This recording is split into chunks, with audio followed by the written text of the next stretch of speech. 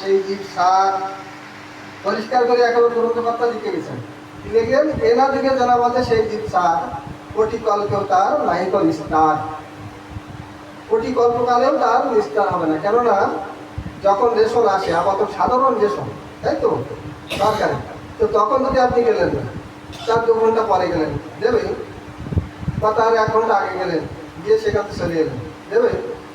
দেবে না। রেশনের টাইমে দিতে হবে এবং সেখানে আবার সেই নিয়ম কানুন কিন্তু সেই ভগবানের নিয়ম কানুন আছে। আপনার সাপে যদি আঙুলের সাপ কাটে তাহলে হবে, না হলে হবে না মিললে দেবে না, সেরকম। কিন্তু সাবধান সাধু সাবধান, সেইভাবে আমাদের নিয়ম কানুন মেনে চলতে হবে। আমরা নিয়ম কানুন ব্যতীত চলতে পারবো না। নিয়ম কানুন ব্যতীত চললে আমাদের হবে না, বা আমরা ঠিক ঠিক জায়গায় পৌঁছাতে পারবো না। এই বলে এখানে ভাগবত কথা আপাতত বিশ্রাম রাখছি, কেননা অনেক রাত্রি উঠেছে, সবাই সন্তান হয়ে যাবে, তখন ছাড় দিতে হবে না।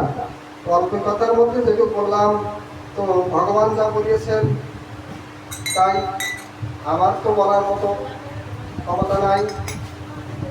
তো ভগবান যেটুকু বলিয়েছেন সেটুকু আপনাদের পরিবেশন করলাম। এতে দোষ যদি হয়ে থাকে ক্ষমা করে দেবেন, আর যদি ভালো কিছু হয়ে থাকে সেটা গ্রহণ করবেন এবং পালন করবেন, তাতে মঙ্গল হবে, সেটা আমার গুরু কৃপা।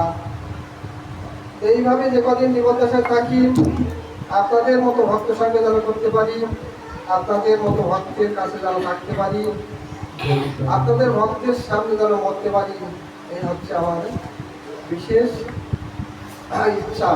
জয় জয় শ্রী গুরু নিতাই গৌর প্রেমানন্দে হরি হরি বল।